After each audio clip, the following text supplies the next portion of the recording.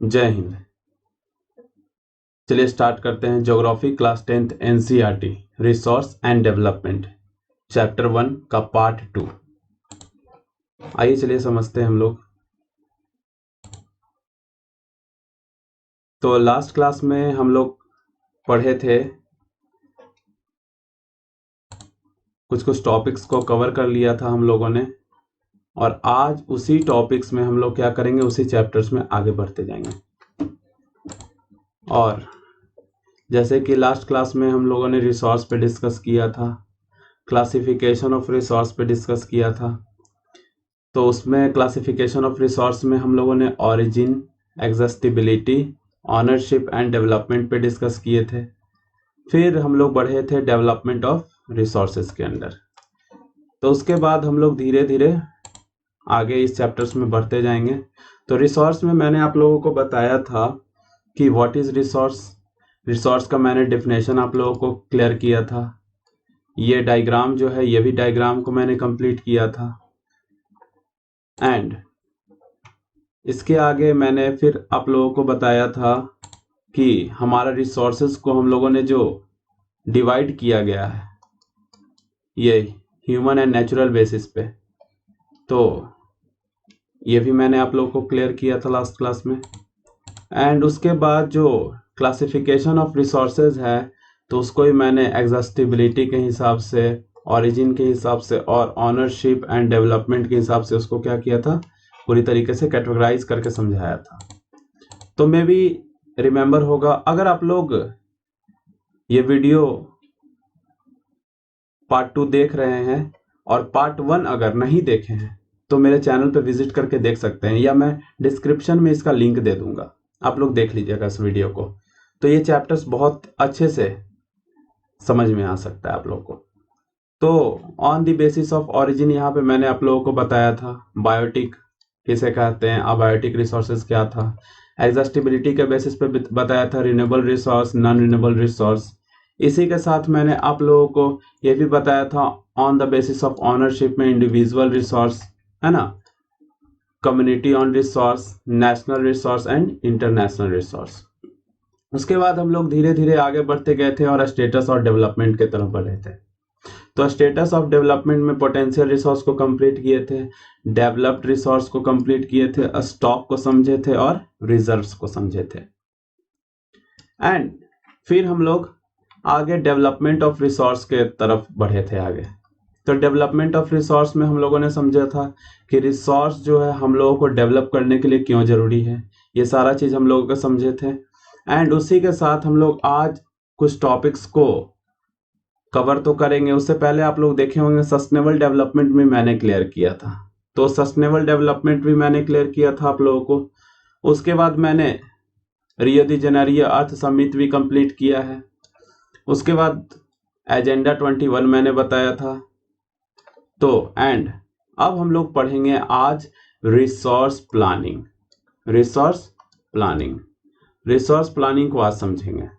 तो कैसे हम लोग रिसोर्स प्लानिंग करते हैं और किस टाइप से करते हैं, ये क्या करेंगे आज कंप्लीट करेंगे। तो ये टॉपिक आपका आज कंप्लीट होने वाला है। तो रिसोर्स प्लानिंग आज कंप्लीट कर लेंगे हम लोग। अब हम लोगों को ये उससे पहले समझना ये जरूरी होगा कि रिसोर्स प्लानिंग आखिर क्यों हम लोग करें, आखिर हमें जरूरत क्या है रिसोर्स प्लानिंग की। तो जरूरत के हिसाब से ही हम लोग कोई प्लानिंग स्टार्ट करते हैं। तो आखिर हम लोगों को रिसोर्स प्लानिंग की क्यों जरूरत है। तो रिसोर्स प्लानिंग इट मींस वैसा प्लानिंग हो जिसमें रिसोर्सेज को बहुत अच्छे तरीके से यूटिलाइज भी कर ले और रिसोर्सेज जो है फ्यूचर जनरेशन के लिए भी बचा के रखा जा सके। कारण यही है कि इसी कारण से हम लोग क्या करते हैं, रिसोर्स प्लानिंग करते हैं। तो ये जो रिसोर्स प्लानिंग करते हैं, इससे पहले मैंने आप लोगों को सस्टेनेबल डेवलपमेंट बताया था। तो सस्टेनेबल डेवलपमेंट में मैंने आप लोगों को बताया था कि हम लोगों को अपने रिसोर्सेज को एक सीमा में रहकर ही इस्तेमाल करना चाहिए, और ताकि ये क्या हो जाए, खत्म ना हो जाए। अब जब ये खत्म नहीं होगा तो आगे के भी हमारा फ्यूचर जनरेशन इसका यूज कर पाएगा रिसोर्सेज को। जब हमारा फ्यूचर जनरेशन यूज कर पाएगा रिसोर्सेज को, तो हमारे लिए तो ये प्रॉफिट की बात है। तो ऐसा हम लोगों को क्यों जरूरी है? अगर फ्यूचर जनरेशन यूज कर पाए तो उसके लिए हम लोगों को प्रॉपर प्लानिंग की जरूरत है। प्रॉपर क्या है? प्लानिंग की जरूरत है। अब ये प्लानिंग की जब जरूरत है तो इसी कारण से कि हम लोगों को ये पता चल सके कि हम लोगों को कौन सा रिसोर्सेज को कब इस्तेमाल करना चाहिए, कब इस्तेमाल करना चाहिए। तो ये जब हम लोगों को पता चलेगा कौन सा रिसोर्सेज को कब इस्तेमाल करना चाहिए, कब उसका यूज करना चाहिए, इसी को हम लोग कह सकते हैं रिसोर्स प्लानिंग। Resource planning.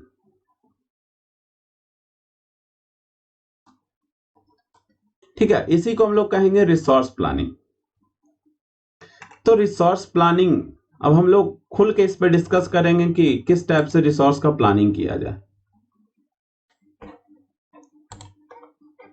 अभी देखिए यहां पे मैंने कुछ नोट्स आप लोगों को लिखवाया है, ये नोट्स आप लोग राइट डाउन भी कीजिएगा। Planning is the widely accepted strategy for judicious use of resource. It means जितने भी हमारे पास रिसोर्सेज हैं उसको एक स्ट्रेटेजी के बेसिस पे, उसको एक स्ट्रेटेजी के बेसिस पे judicious use of resource, it means उसको हम लोग समझ के यूज करें उस रिसोर्सेज को कि जिससे विवेकपूर्ण का बात किया जा रहा है, यानी उस रिसोर्सेज को हम लोग ऐसा यूज करें कि वो रिसोर्सेज पूरी तरीके से खत्म ना हो जाए। उसी को हम लोग बोलेंगे रिसोर्स प्लानिंग। में भी क्लियर हो रहा होगा? जो भी डाउट्स है वो मैं यहां क्लियर कर दूंगा।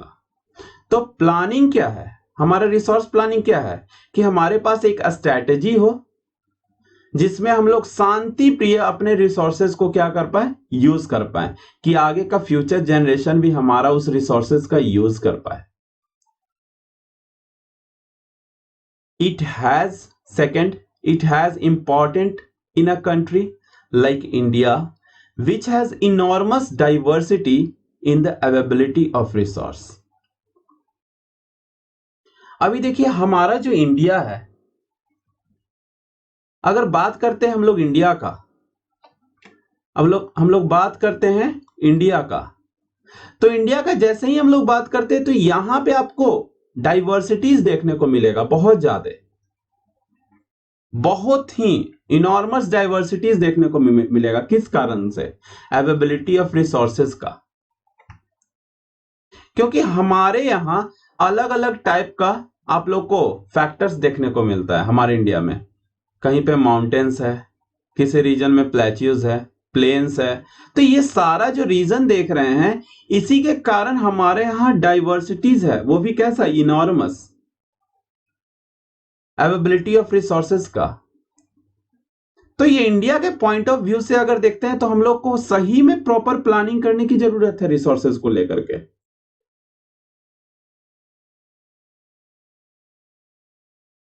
अगर आप देखते हैं there are regions which are rich in certain types of resource but are deficient in some other resources। हमारे यहां कुछ ऐसे भी रीजन्स हैं जहां पे रिसोर्सेज एकदम भरे पड़े हैं, रिसोर्सेज की कोई कमी नहीं है, लेकिन कुछ ऐसे भी प्रदेश है, कुछ ऐसे भी जगह है जहां पे रिसोर्सेज की क्या है, कमी भी है। तो अगर हम लोग प्लानिंग से यूज ना करें, प्रॉपर अच्छा प्लानिंग ना हो रिसोर्सेज को यूज करने का, तो पता चलेगा कि हमारा रिसोर्सेज खत्म हो गया और आगे का फ्यूचर जनरेशन को वो रिसोर्सेज मिला ही नहीं। फोर्थ लाइन में देखिए मैं क्या डिस्कस कर रहा हूं। There are some regions which can be considered self sufficient in the terms of the availability of resource and there are some regions which have acute shortage of vital resource। अभी देखिए यहां पे जो resources का use किया जा रहा है, there are some regions self sufficient, यानी कुछ ऐसे भी रीजन्स हैं जहां पे अवेलेबिलिटी ऑफ रिसोर्सेज का अगर बात करें तो वो उनके पास भरा पड़ा है, कोई प्रॉब्लम नहीं है रिसोर्सेज को लेकर के। लेकिन कुछ ऐसे भी जगह हैं जहां पे रिसोर्सेज की बहुत ज्यादा, यानी जो इंपॉर्टेंट रिसोर्सेज है उसकी बहुत ज्यादा कमी भी है। तो ये हम लोगों को क्या बता रहा है, कुछ पार्ट्स में हमारे पास बहुत रिसोर्सेज भर पड़े हैं और कुछ हमारे पास ऐसा इंडिया का पार्ट्स है जहां पे रिसोर्सेज की बहुत ज्यादा कमी है। तो रिसोर्स प्लानिंग ही हम लोग को बता पाएगा रिसोर्सेज को किस तरीके से हम लोग किस लेवल पे कंसीडर करके उसका कहां से यूज करें। अगर हमारे पास अच्छा स्ट्रेटजी नहीं होगा रिसोर्सेज को यूज करने का, तो हम लोग उस रिसोर्सेज को प्रॉपर प्लानिंग के तहत यूज नहीं कर पाएंगे। तो वो रिसोर्सेज पता चलेगा कुछ देर बाद या कुछ दिन बाद हम लोग के पास खत्म हो सकता है वो रिसोर्सेज। जैसे आपके पास अगर व्हीकल होगा, बाइक होगा, तो आप लोग जो बाइक वगैरह ड्राइव करते हैं या साइकिल वगैरह ड्राइव करते हैं, चलाते हैं, तो आप लोग भी एक प्रॉपर प्लानिंग के तरीके से चलाते हैं। आपको पता है कि आपके बाइक में जो फ्यूल का कैपेसिटी है कितना है। अगर मानते हैं 10 लीटर है या 15 लीटर है, जो भी है आपका बाइक का फ्यूल का कैपेसिटी, अगर हम लोग इसको प्रॉपर प्लानिंग से यूज ना करें, जब मन आएगा इधर चल जाएंगे, जब मन आएगा उधर चल जाएंगे, जब मर्जी हो रही है कहीं जा रहे हैं, तो ये एक समय ऐसा आएगा कि हमारे पास उस टैंक में पेट्रोल नहीं रहेगा। इट मीन्स हमारे पास रिसोर्सेज की कमी हो जाएगी। तो आप ये क्लियर कर सकते हैं।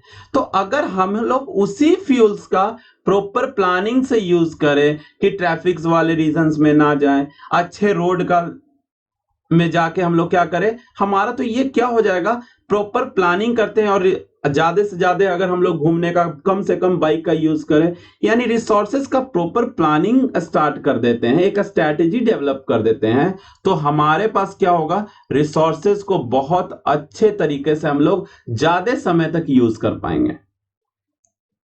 तो प्लानिंग है कि नहीं जरूरी, ये आप लोग भी खुद से समझ सकते हैं। यानी किसी भी चीज में हो एक प्लानिंग हमारे पास है। अगर कोई भी काम करना हो, यानी हम लोग को अगर कोई भी काम करना हो तो प्रॉपर प्लानिंग की जरूरत होती है। वैसे ही रिसोर्सेज का भी अगर यूज कर रहे हैं तो प्रॉपर प्लानिंग की जरूरत है। तो अभी हम लोग नेक्स्ट यहां पे समझेंगे, जैसे कि आप लोग समझिए कि हमारे पास जो रीजन्स है, कुछ ऐसे भी रीजन्स है, जैसे आप एग्जाम्पल्स में ले सकते हैं, एग्जाम्पल्स में ले सकते हैं आपका झारखंड वाला रीजन, मध्य प्रदेश वाला रीजन हो गया। थोड़ा सा एक मिनट मैं इरेज कर देता हूं इसको।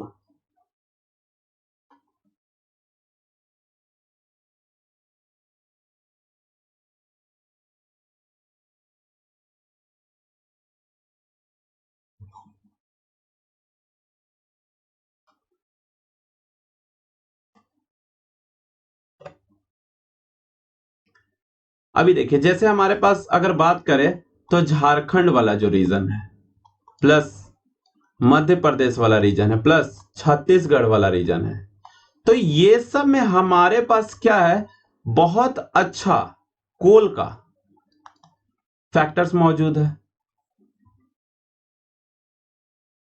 लेकिन अगर वही अरुणाचल प्रदेश का बात करें, अगर आप बोलिएगा अरुणाचल प्रदेश सर, तो अरुणाचल प्रदेश में आपको पता है बहुत ज्यादा एविडेंस ऑफ वाटर रिसोर्सेज, बहुत बड़ी मात्रा में water resources, evidence of water resources बहुत बड़ी मात्रा में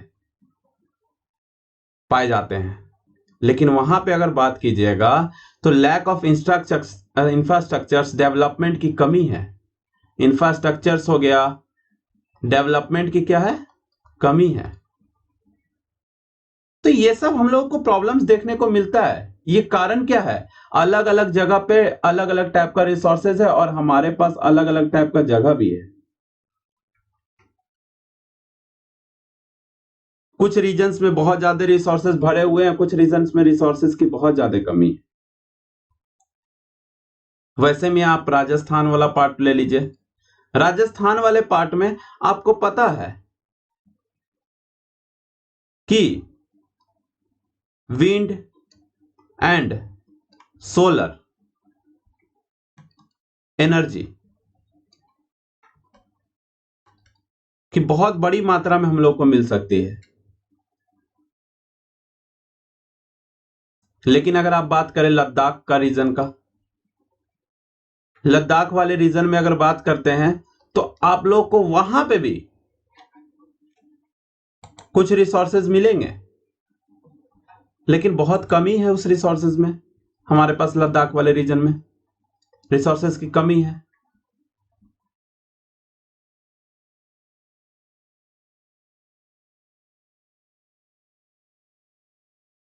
लेकिन वहां पे अगर लद्दाख वाले रीजन में अगर बात करें तो कल्चर को लेकर के बहुत ज्यादा, कल्चर हेरिटेज का अगर बात करते तो बहुत ज्यादा मिलेगा हम लोगों को। लेकिन वहां पे नॉर्मल जो इंफ्रास्ट्रक्चर हो गया, मिनरल्स हो गया, ये सब की कमी हो जाती है। इसलिए हमारे लिए क्या होगा कि हम लोग नेशनल लेवल पे, इसलिए हमारे लिए यही अच्छा होगा कि हम लोग नेशनल लेवल पे या स्टेट लेवल पे एंड रीजनल या लोकल लेवल पे, लोकल लेवल्स यानी नेशनल्स का अगर बात कर रहे हैं तो नेशनल लेवल्स हो गया, स्टेट लेवल हो गया, रीजनल लेवल और लोकल लेवल पे हम लोगों को रिसोर्स की प्लानिंग करने की जरूरत है। यानी पूरे देश को लेकर के भी हम लोग को रिसोर्स प्लानिंग की जरूरत है, पूरे स्टेट को लेकर के भी रिसोर्स प्लानिंग की जरूरत है, रीजन्स को भी लेकर के रिसोर्स की प्लानिंग की जरूरत है, और लोकल लेवल पे भी रिसोर्स प्लानिंग की जरूरत है। अब अगर हम लोग ये स्ट्रैटेजी को अच्छे तरीके से यूज ना करते हैं तो हमारे पास रिसोर्सेज की एक दिन क्या हो जाएगी, कमी हो जाएगी बहुत ज्यादा। तो अभी हम लोग आ जाएंगे कि हमारे यहां जो रिसोर्स प्लानिंग है इंडिया में वो कैसा है, और हम लोग किस तरीके से रिसोर्स प्लानिंग करते हैं, और हम लोगों को कैसे रिसोर्स प्लानिंग करने की जरूरत भी है। यानी हम लोगों को कौन कौन से फैक्टर्स को ध्यान में रख करके क्या करना पड़ेगा, रिसोर्स का प्लानिंग करने की जरूरत पड़ेगी। और यही रिसोर्स प्लानिंग जो हमारे इंडिया में होगा ये हमारे लिए भी फायदेमंद होगा और हमारे देश के लिए भी, कि हमारे आगे का जनरेशन भी क्या हो पाए, सिक्योर हो पाए, वो भी रिसोर्सेज को लेकर के। ऐसा ना हो कि हमारे आगे का जो जनरेशन हो, आगे का जो फ्यूचर्स वाले जो भी लोग हो, वो एक दिन उनको रिसोर्सेज जो हम लोग अभी यूज कर रहे हैं वो रिसोर्सेज उनको मिल ही ना पाए। तो हम लोग की जो रिसोर्स प्लानिंग है हमारे इंडिया में ये एक बहुत बड़ा फैक्टर्स है, और किस टाइप से हमें रिसोर्स प्लानिंग करने की जरूरत है और कैसे हम लोगों को रिसोर्स प्लानिंग करनी चाहिए, ये सारा फैक्टर्स आप लोग इसमें समझेंगे।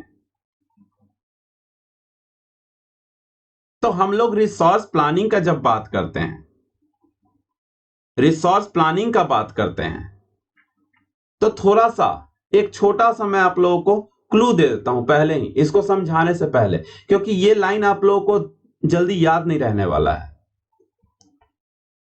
तो मैं जो मेन फैक्टर है आपको बता देता हूं, उससे क्या होगा कि आपको ये लाइन रिमेंबर रखने में बहुत आसान होगा। हम लोग किसी भी चीज को ज्यादा रिमेंबर करने की कोशिश करेंगे तो कितना टॉपिक को रिमेंबर करेंगे। आज आप 10th में हैं तो आप रिमेंबर कर लीजिएगा 4-5 लाइन, आगे 12th में जाइएगा तो मैं भी आप लोगों को लगेगा कि नहीं, इससे बढ़िया होगा कि हम लोग कॉन्सेप्ट समझ ले। तो कॉन्सेप्ट पे बहुत अच्छा फोकस होना चाहिए आप लोगों का। रिमेंबर, लाइन को रिमेंबर करने से कोई फायदा नहीं होगा, आप लोगों को कॉन्सेप्ट समझने की, कॉन्सेप्ट क्लियर होना चाहिए कि प्लानिंग जो होता है रिसोर्सेज में कौन कौन सा फैक्टर्स आएगा।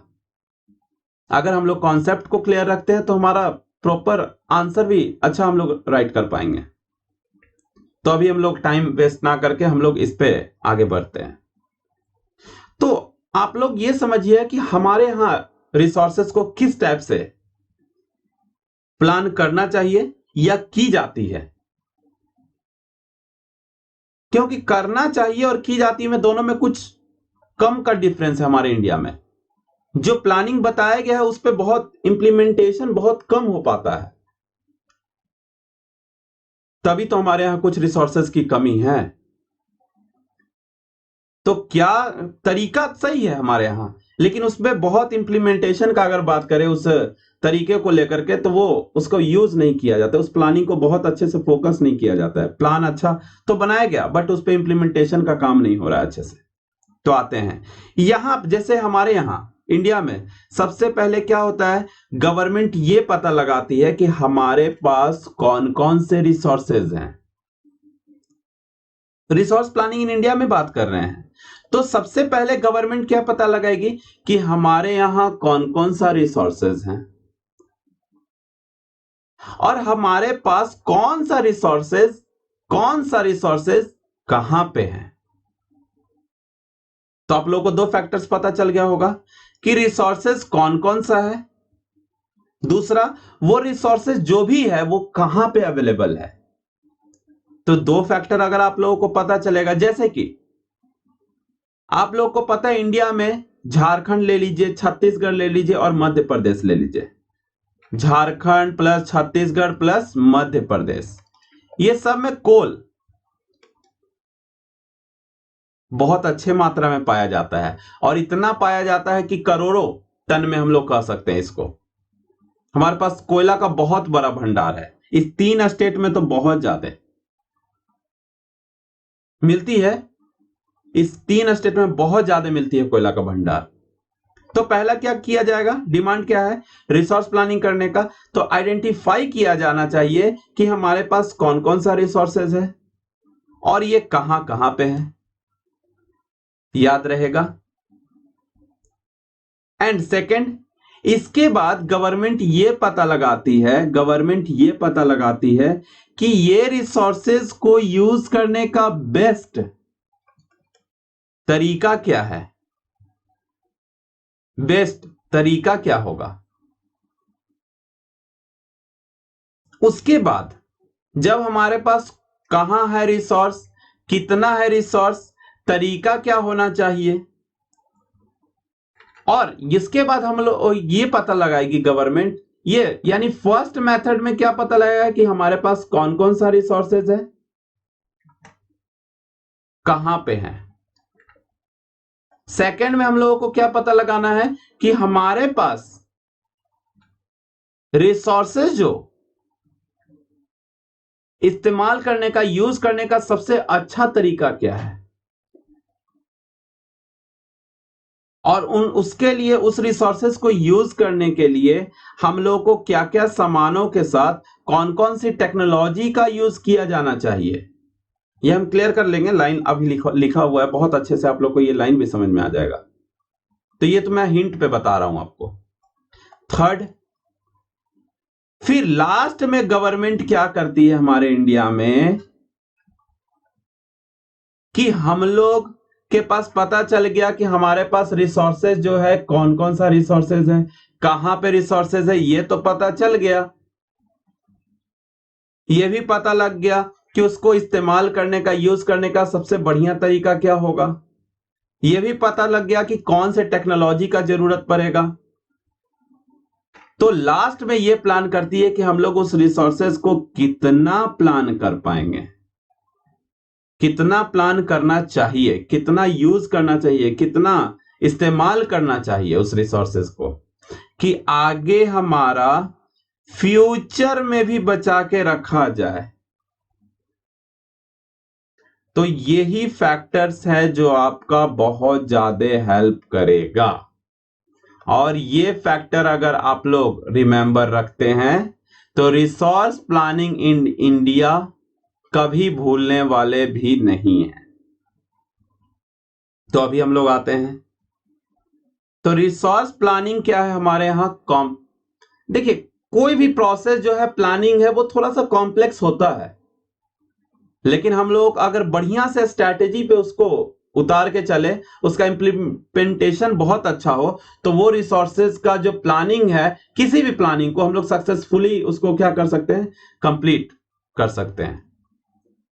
तो अभी आते हैं हम लोग first, identification and inventory of resource across the regions of the country. पहले हम लोगों को आइडेंटिफाई करना पड़ेगा कि कौन कौन सा रिसोर्स जो है हमारे रीजन्स में मौजूद है, उसका पहचान करना होगा कि कौन कौन सा हमारे पास रिसोर्सेज क्या है, इन्वेंट्री ऑफ रिसोर्सेज हमारे रीजन्स में मौजूद है।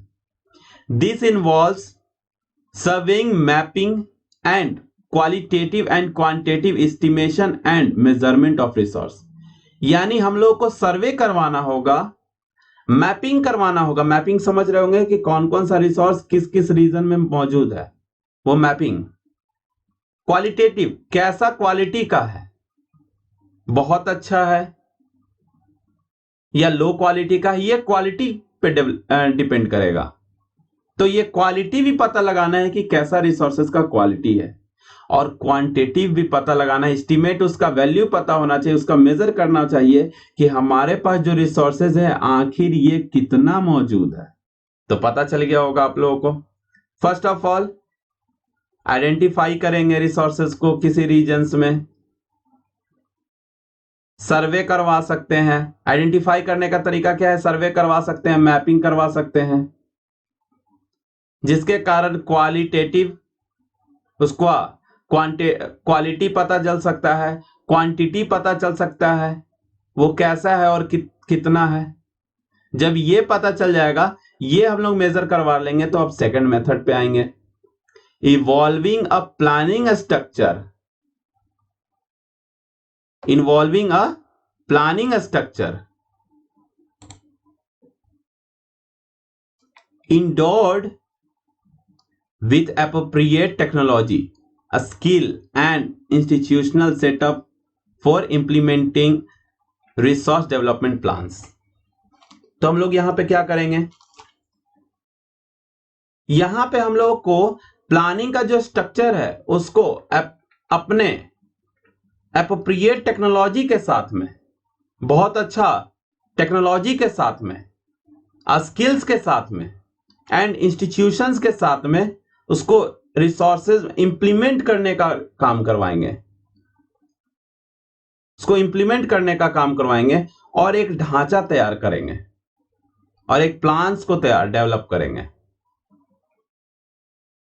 फिर क्या कर सकते हैं थर्ड में, matching the resource development plans with overall national development plans. उस रिसोर्सेज का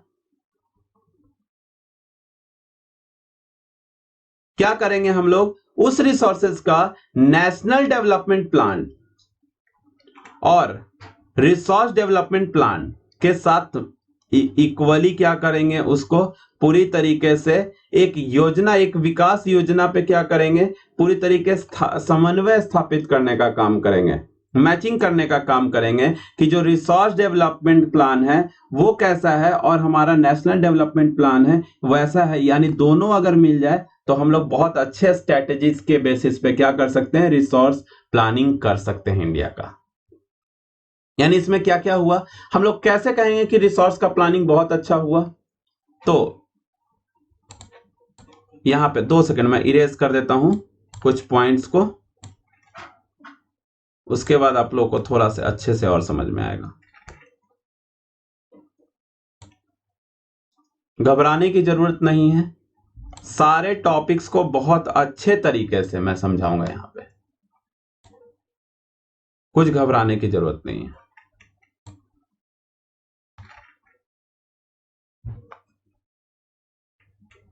आप लोग टॉपिक्स को बस समझते जाइए उसको, और खुद से नोट्स बनाने का कोशिश कीजिए। जो मैंने इसमें लिखवाया है उसी को, नोट्स को कम से कम लिखने का प्रैक्टिस कीजिए। उससे क्या होगा, आप लोग भी एक प्रॉपर प्लानिंग में आ जाइएगा। अगर ये कंप्लीट होगा तो मैं भी आगे आप लोगों का और भी चैप्टर से बहुत आसानी से कंप्लीट हो जाएगा। क्योंकि हम बहुत ही इसको आसान भाषा में, बहुत ही एकदम आसान भाषा में इसको आपके पास इस चैप्टर्स को पहुंचा रहे हैं।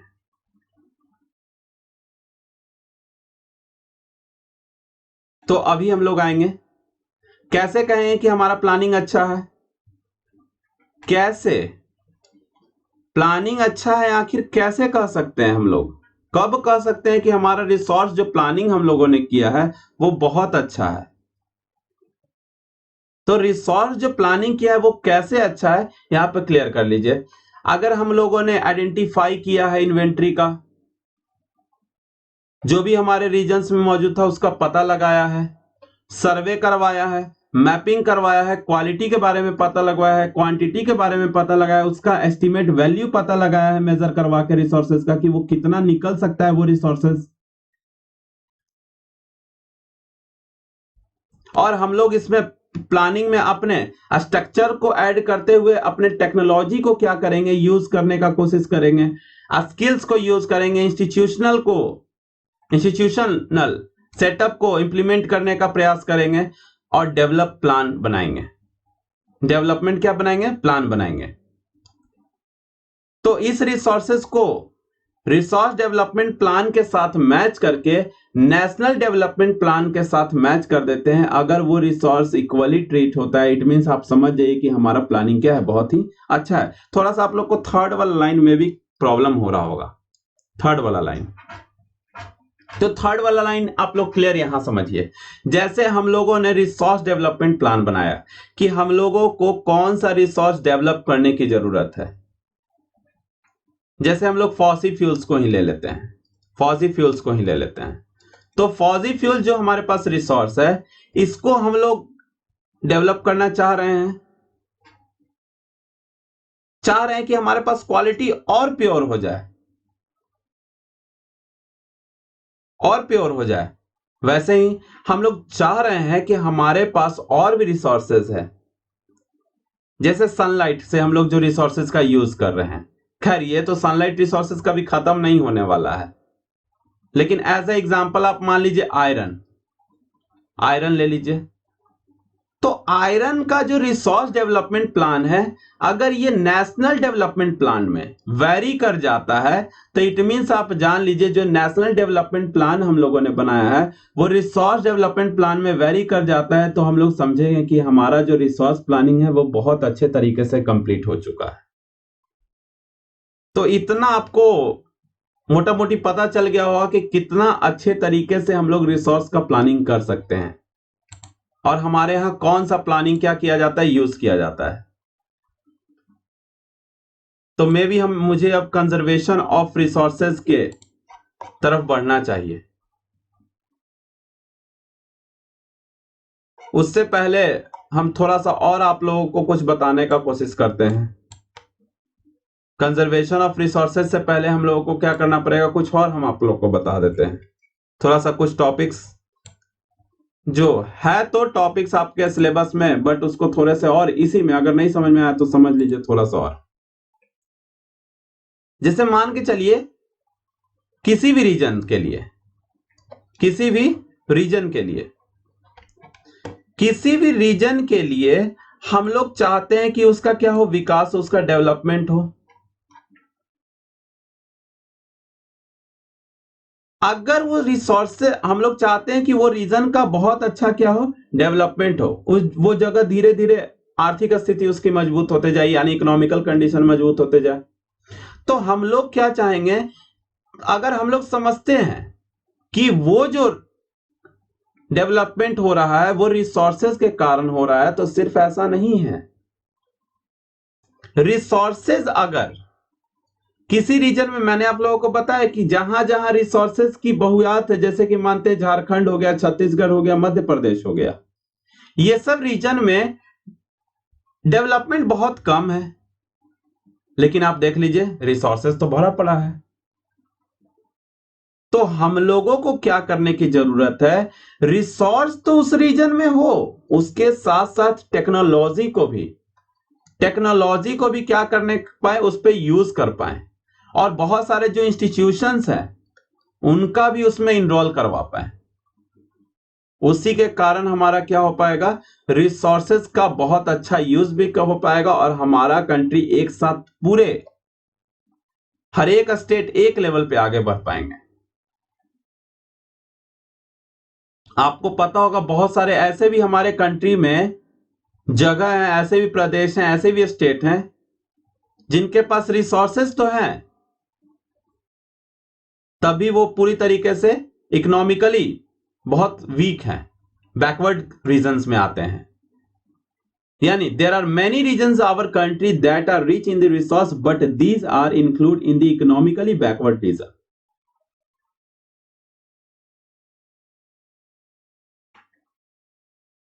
But on the contrary, there are some regions which have a poor resource base, but they are economically developed.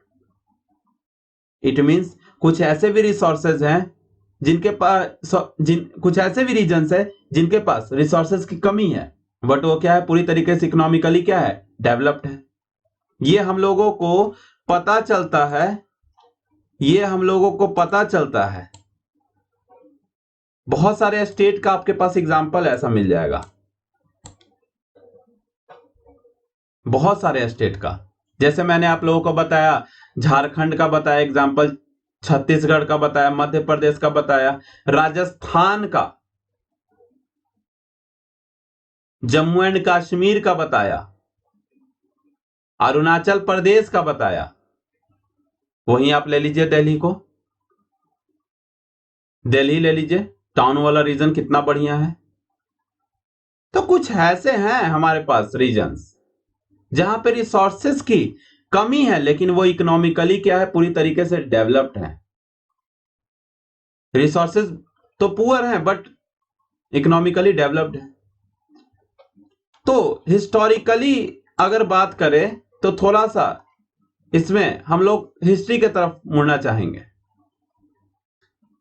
तो आप देख रहे हैं, the history of colonization reveal that rich resource colonies were the main attraction of their foreign invaders. आपको पता होगा जो history of colonisation आप लोगों को यह बताता है कि जितने भी हमारे पास विदेशी आक्रमणकारी आए हैं उनका मात्र एक ही लक्ष्य रहा है, यहां से रिसोर्सेस को ले जाना, और वो अपने कंट्री में वो यूज किए। कारण क्या था कि हमारा जो कंट्री था पूरी तरीके से रिसोर्सेज यहां पे भरा पड़ा था। अब रिसोर्सेज जब भरा पड़ा है तो इससे क्या हो रहा है, जो भी फॉरेन इन्वेडर्स है वो यहां पे आ रहे हैं, अट्रैक्ट हो रहे हैं। तो इससे क्या हुआ, हमारे यहां के रिसोर्सेज को वो अपने यहां लेके गए, और ये बहुत हमारे लिए बहुत प्रॉब्लम का समय रहा। और वो यूज कैसे किए, यहां से रिसोर्सेज तो लेके गए, यहां से वो रिसोर्सेज को लेके गए, रिसोर्सेज को क्या किए, लेके गए, रिसोर्सेज को लेके गए, और टेक्नोलॉजी के माध्यम से, अच्छे टेक्नोलॉजी के माध्यम से उन्होंने क्या किया, हमारे रिसोर्सेज का पूरी तरीके से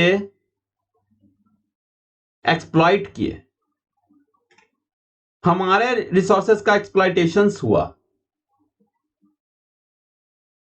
और वो धीरे धीरे धीरे धीरे हमारे यहां अपना आधिपत्य स्थापित उन्होंने कर दिया। इट मींस कहे तो सुपरमेसी हमारे यहां कॉलोनीज बना के छोड़ दिए। तो आप ये फैक्टर समझ सकते हैं रिसोर्सेज हमारे लिए कितना महत्वपूर्ण है, कितना हमारे लाइफ में इंपॉर्टेंट है, और ये हमारे लाइफ में कितना चेंजेस भी लेके आता है। जब वो बहुत अच्छा टेक्नोलॉजी का यूज करते थे तो वो रिसोर्सेज को बहुत अच्छा यूटिलाइज भी कर पाते थे। तो ये सब एक्सपीरियंस हम लोगों को पहले से मिल चुका है, तो क्यों ना उस एक्सपीरियंस को यूज किया जाए अच्छे से। अगर इंडिया में नॉर्मली अगर बात कहें तो डेवलपमेंट और रिसोर्स डेवलपमेंट ने लोगों की जो भारत में विकास, संसाधन विकास लोगों के संसाधनों की उपलब्धता पर आधारित नहीं था। ये नहीं, जो इंडिया का जो डेवलपमेंट हुआ, इंडिया का जो आज डेवलपमेंट आप बात करते हैं, ये यहां का रिसोर्स को डेवलप करने के कारण हुआ है, बल्कि इसमें बहुत सारे चीजों का बहुत बड़ा हाथ रहा है। आप सोचते होंगे कि हमारा इंडिया आज डेवलप है क्योंकि हमारे यहां बहुत अच्छा रिसोर्सेज मिल रहा है, हमारे यहां गोल्ड है, हमारे यहां सिल्वर है, हमारे यहां आयरन है। हाँ, तो आप सोचते होंगे कि हमारे यहाँ रिसोर्सेज इतना भरा पड़ा है तो हम लोग पूरी तरीके से उसको क्या कर पाएंगे, हमारा इकोनॉमिकल कंडीशन बहुत अच्छा हो पाएगा। जी गलत, ये बिल्कुल गलत है,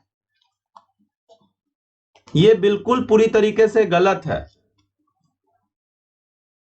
आप अपने माइंड में इसका क्वेश्चन पूछिए कि क्या किसी जगह रिसोर्स बहुत अच्छा है, बहुत सफिशिएंट क्वालिटी में मौजूद है, क्वांटिटी में भी मौजूद है, तो क्या वो जो जगह है पूरी तरीके से इकोनॉमिकली अच्छा हो पाएगा? आपको आंसर मिल रहा होगा कि हमारे यहां जो रिसोर्सेज, हमारे यहां कॉटन था, है भी, हम भारत को बोला जाता था ये सोने की चिड़िया है, क्योंकि हमारे यहां दुनिया भर का रिसोर्सेज भरा पड़ा था। ना हमारे यहां गोल्ड की कमी थी, ना सिल्वर की कमी थी, ना कॉपर की कमी थी, ना आयरन की कमी थी, ना कॉटन की कमी थी, ना हमारे पास स्पाइसेस की कमी थी। तो हमारे पास कमी नहीं रहा। तो क्या ये सब रहने से ही हमारा इकोनॉमिकली जो डेवलपमेंट आज देख रहे हैं ये इसी के कारण हो रहा है क्या? बिल्कुल गलत। इसमें टेक्नोलॉजी का बहुत बड़ा हाथ रहा है, टेक्नोलॉजी का बहुत बड़ा हाथ रहा है, टेक्नोलॉजी का बहुत बड़ा हाथ रहा है। अगर दूसरा बात कहें तो ह्यूमन रिसोर्सेज का भी बहुत बहुत बड़ा हाथ रहा है, कि यहां पे जो human as a resource work कर रहे हैं, ये भी बहुत बड़ा हाथ रहा है, ये भी बहुत बड़ा फैक्टर है। थर्ड का अगर बात करें तो हमारे पास एक्सपीरियंस भी है। हम लोग कैसे उस रिसोर्सेज का यूज किया, हम लोगों ने अनुभव किया है, historical experience of the people, यानी हम हमारे यहां कह सकते हैं हम लोग का एक्सपीरियंस है कि हम लोग कैसे रिसोर्सेज को यूटिलाइज करें। आखिर जो हमारे यहां जो इन्वेडर्स लोग आए वो कैसे उस रिसोर्सेज को यूज किए, तो ये भी एक्सपीरियंस हमारे पास बचा हुआ है। तो हमारे पास technology, human as a resource और एक्सपीरियंस के हिसाब से ही हमारा कंट्री आज क्या है, आगे की तरफ बढ़ रहा है। अगर हम लोग इसमें बहुत अच्छा प्लानिंग लेके आते हैं तो क्या होगा, हमारा डेवलपमेंट और आगे की तरफ बढ़ जाएगा। मेरा एम ये नहीं है कि मैं आपको सिर्फ चैप्टर पढ़ा दूं, मेरा चैप्टर पढ़ाना एम ही नहीं है। अगर चैप्टर पढ़ाना रहेगा तो मैं चैप्टर पे ही सिर्फ डिस्कस करूंगा, लेकिन मेरा ये एम है ही नहीं कि मैं सिर्फ आपको चैप्टर्स पढ़ाऊं। मैं आपको बताऊं चैप्टर से हमारा इंटरनेशनल रिलेशन हो या हमारा इंडिया से रिलेशन, क्या उसका रिलेशन है, ये सारा मैं डिस्कस करूंगा आपके चैप्टर से ही, कि आपको थोड़ा पता तो चले कि रिसोर्सेज को हम लोग कैसे यूज कर रहे हैं, किसी भी चैप्टर्स को समझ में आए, आप लोगों को एक प्लान तैयार हो, क्योंकि फ्यूचर भी आप हैं। तो मेरा तो यही लक्ष्य रहा है, शुरू से यही एम रहा है।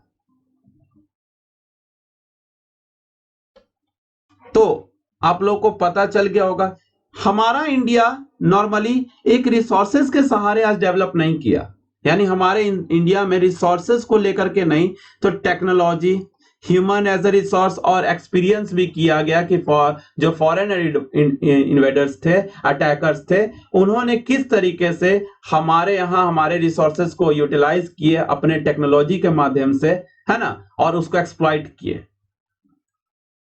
तो आगे हम लोग समझेंगे, ये टॉपिक्स तो एकदम बहुत अच्छे तरीके से आप लोगों को कंप्लीट हो गया होगा। तो अभी हम लोग स्टार्ट करते हैं।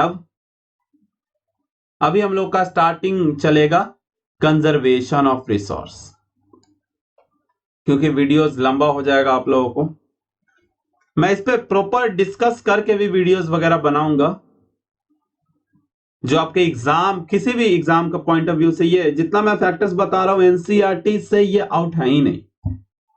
एनसीईआरटी यही सिखाता है कि हम लोगों को कैसा प्लान होना चाहिए। ये एनसीईआरटी का सबसे पहला एम रहा है, हम लोग को प्रॉपर गाइडेंस देने का, और यही गाइडेंस मैं आपकी तरफ पहुंचाने की सिर्फ क्या कर रहा हूं, प्रयास कर रहा हूं, और कुछ नहीं। कंजर्वेशन ऑफ रिसोर्स, अभी हम लोग डिस्कस करेंगे कंजर्वेशन ऑफ रिसोर्स। तो जब कंजर्वेशन ऑफ रिसोर्स का बात आता है तो आपके माइंड में एक और बात आया होगा, why conservation of resource are important to us. ये तो आया होगा, नहीं आया तो आप इससे पूछिए अपने माइंड से कि आखिर हमें रिसोर्सेज को कंजर्व करने की क्या जरूरत है। अपने माइंड को जिंदा कीजिए। माइंड को जिंदा करना पहले सीखना होगा। पढ़ाई करना है तो जिंदा होके, जीवित होके पढ़ाई करना पड़ेगा, सोचना पड़ेगा, सोचने का तरीका को समझना पड़ेगा। बुक क्या बोलना चाह रहा है, लाइन क्या बोलना चाह रहा है, टॉपिक क्या बताना चाह रहा है। Conservation of resources, it means जैसे ही आया तो why conservation of resources important to us, यानी हमारे लिए आखिर जो हमारा रिसोर्सेज है इसको हम क्यों कंजर्व करें, क्यों जरूरी है। तो कारण यहां पे आपको देखिए मैंने लिखा है लाइन, मैंने लाइन को लिख दिया है, saving the resource for future generations. एकदम छोटा सा लाइन में मैंने दिखा दिया। नोट डाउन जरूर कीजिए, जब भी मेरा वीडियोस देखिए आप कॉपी और पेन लेके बैठिए, और जब भी वीडियोस देखिए तो पूरा देखने का एक बार प्रयास कीजिए। इससे क्या होगा, आपका विश्वास भी बना रहेगा और आपके अंदर क्वालिटी भी डेवलप होते चली जाएगी। अभी आते हैं why conservation of resource important to us. तो इसका आंसर आपको मिलेगा, it is important to conserve resource, it is important to, आप लोग राइट डाउन कर लीजिए। ये छोटा सा इंफॉर्मेशन, ये तो आप लोग क्लास 8 में भी इसका इंफॉर्मेशन, अगर गलती से ऐसा क्वेश्चन आपसे पूछ देता है तो इसका आंसर भी राइट डाउन कर लीजिए। It is important to conservation of conserve resource as a many resource are scarce and take million of years to develop. Over exploitation of resource may exhaust them. Thus we need to conserve resource. To use the resource carefully and to give time to renew them is known as a conservation of resource. अभी clear हो गया होगा, ये line काफी है आपके समझने के लिए। यानी हम लोग रिसोर्सेज को बहुत बुरी तरीके से यूज ना करें, क्योंकि हमारे पास जो रिसोर्सेज है उसको बनने में मिलियन ईयर्स लग जाता है। अब सालों साल लग रहा है किसी रिसोर्सेज को बनने में, हजारों साल लग रहा है रिसोर्सेज को बनने में, तो 2 मिनट में हम लोग क्यों यूज करें उसको, क्योंकि पता है कि रिसोर्स खत्म हो जाएगा तो फिर हम क्या करेंगे। ऐसा ना हो जाए कि रिसोर्स आप यूज करें वो खत्म हो जाए। तो हम लोगों को रिसोर्स को कंजर्व करने की जरूरत है, कारण कि फ्यूचर जनरेशन भी उसका यूज कर पाए। जैसे एक फादर अपने बेटे के लिए रिसोर्सेस को जुटाने में लगे हुए रहते हैं और उसके लिए पैसे बचाने के लिए लगे रहते हैं कि उसको आगे का फ्यूचर में काम दे, वैसे ही हम लोगों को भी रिसोर्सेज को बचाने की जरूरत है। समझ में आ रहा है? तो अभी हम लोग आ जाएंगे resource are vital for any development activity. Resource बहुत जरूरी है। अब बहुत जरूरी क्यों है? किसी भी डेवलपमेंट में रिसोर्स का बहुत बड़ा महत्व है। किसी भी डेवलपमेंट में अगर आपके पास रिसोर्स नहीं है, आप डेवलप नहीं हो पाएंगे। आप अभी सोच लीजिए ना, अगर आपके पास मोबाइल नहीं रहता, अगर आपके पास पेन नहीं रहता, अगर आपके पास कॉपी नहीं रहती, तो क्या होता? अगर आपके पास बाइक नहीं होता तो आप एक जगह से दूसरी जगह आसानी से जा पाते या नहीं जा? ट्रांसपोर्ट का कोई फैसिलिटी नहीं होता तो क्या आसानी से जा पाते? नहीं जा पाते। आप जिस स्कूल में पढ़ रहे हैं, आपके फादर के पास वैसा पैसा नहीं रहता उतना, तो क्या आप उस स्कूल में जा पाते? नहीं जा पाते। It means resource are very important to अस।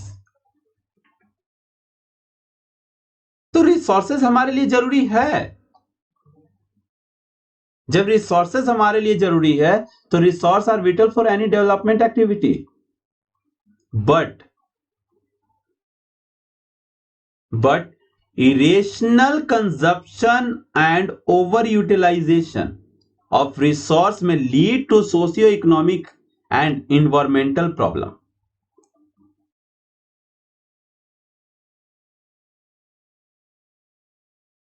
है ना? अगर हम लोग रिसोर्सेस को विवेकहीन, इरेशनल कंजप्ट कर रहे हैं, यूज कर रहे हैं, ओवर यूटिलाइजेशन कर रहे हैं उसका, तो वो एक दिन क्या होगा? हमारे यहां सामाजिक, आर्थिक, socio economic and environmental problem को लेके आएगा। जो हमारे यहां इकोनॉमिकल प्रॉब्लम लेके आ रहा है, एनवायरमेंटल प्रॉब्लम लेके आ रहा है, तो हम लोग कहां से बिना रिसोर्सेस के आगे बढ़ पाएंगे?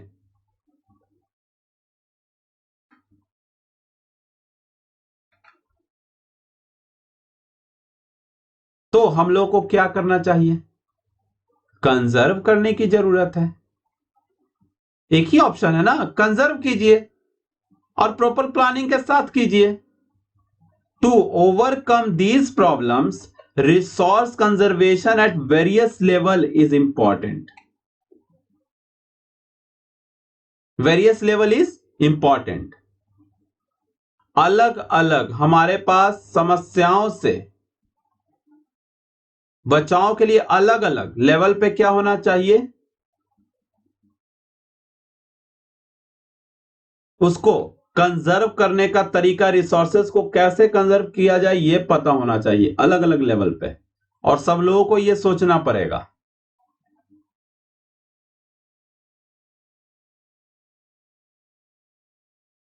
है ना? And next, this has been main concern of leaders and thinkers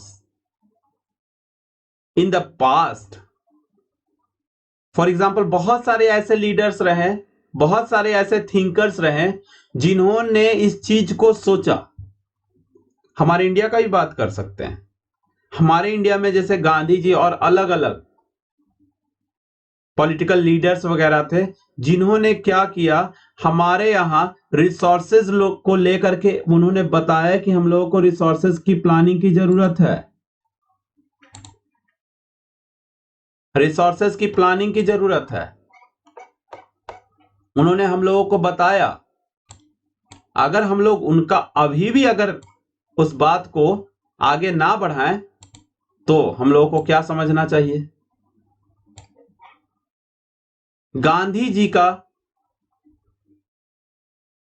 अपने चिंता के विषय में उन्होंने एक कंसर्न नॉर्मली एक दिया था, अपना वर्ड्स को बताया था।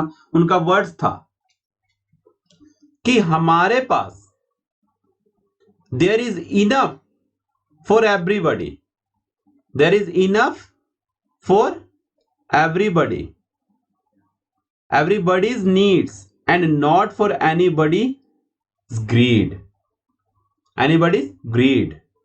यानी हमारे पास इतना है कि हम लोग अपना, हमारे पास इतना रिसोर्सेज है कि हम अपना पेट भर सकते हैं, लेकिन हमारे पास पेटी भरने के लिए रिसोर्सेज नहीं है। यानी अगर हम लोग उस रिसोर्सेज को बहुत ज्यादा विवेकहीन यूज करें,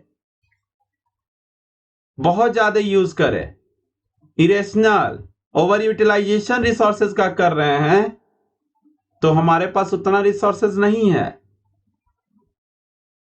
तो उन्होंने अपना चिंता जताया इस चीज को लेकर के, और गांधी जी का मानना था कि ये एक रिसोर्सेज का आज जो हम लोग प्रॉब्लम देख सकते हैं, ये रिसोर्सेज कुछ लालची लोगों के लिए, कुछ लालची लोग और कुछ स्वार्थी व्यक्ति, है ना, कुछ लालची लोग और कुछ स्वार्थी व्यक्ति इसके लिए जिम्मेदार हैं। और जो जिस तरीके से आज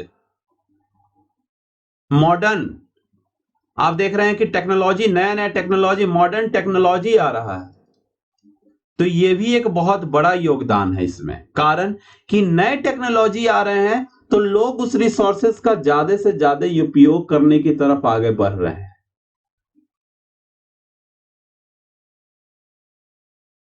अब नया पहले मानते हैं कि एक ऐसा टेक्नोलॉजी का ऐसा मशीन था जो गोल्ड को प्योर करने में 1 दिन लगाता था, 1 केजी गोल्ड को। अब हमारे पास टेक्नोलॉजी एक ऐसा 2 मिनट के लिए एक माइंडसेट आप डेवलप कीजिए, एक ऐसा टेक्नोलॉजी आ जाए कि वो 1 केजी गोल्ड को प्योर करने में 1 मिनट लगा रहा है। तो हम लोग क्या चाहेंगे कि रिसोर्सेज क्या हो, ज्यादा से ज्यादा यूज कर पाए, गोल्ड ज्यादा से ज्यादा प्योर हो। इससे हमारा जो गोल्ड का हमारे पास जो लेवल है वो धीरे धीरे कम हो जाएगा या नहीं, गोल्ड भी हमारे पास कम है। तो यानी रिसोर्सेज पे प्रभाव पड़ेगा, ये गांधी जी का मानना है। और गांधी जी का मानना है कि he was against mass production, वो हमेशा मास प्रोडक्शन के क्या रहे हैं, अगेंस्ट में रहे हैं। And wanted to replace it with the production by the masses, और वो इसके जगह पे चाहते थे कि ज्यादा से ज्यादा प्रोडक्शन ना हो। उनका मानना था कि जब प्रोडक्शन हो तो ज्यादा से ज्यादा लोग किसी चीज को बना पाए। इट मींस जैसे गांधी जी के समय में आप कॉटन को ले लीजिए, आपको थोड़ा सा ऐसे ही याद आ जाएगा कि गांधी जी के समय में जब आप कॉटन को रख रहे हैं आगे, तो आपको पता चल जाएगा कि वो फैक्ट्रीज पे डेवलप, इंडस्ट्री पे वो डिपेंड नहीं थे गांधी जी। गांधी जी का मानना था कि जो हम लोग कॉटन से जो कपड़ा बना रहे हैं, सूत काट रहे हैं, जो भी धागा बना रहे हैं, थ्रेड वगैरह डेवलप कर रहे हैं, तो वो जो हो वो हम लोग घर में ही कर ले, यानी उसके लिए हमको इंडस्ट्री भेजना ना पड़े। इससे क्या होगा, लोगों का ज्यादा से ज्यादा लोग काम में नहीं लगेंगे तो उनके पैसे कैसे आएंगे, उनका घर कैसे चलेगा। तो गांधी जी का मानना है कि ज्यादा से ज्यादा लोग वो सामान का ही उत्पादन क्यों ना करे, क्यों इंडस्ट्री करे वो सामान का उत्पादन। तो थिंकर्स रहे हैं, तो हमारे पास इनफ थिंकर्स हैं इसके लिए, है ना। तो मे बी ये आप लोगों को कंप्लीट हो गया होगा, कंजर्वेशन ऑफ रिसोर्सेज। सारा आंसर लगभग आप लोगों को मिल गया होगा। बाकी मैं नेक्स्ट टॉपिक आप लोगों को नेक्स्ट पार्ट में कंप्लीट करते जाऊंगा।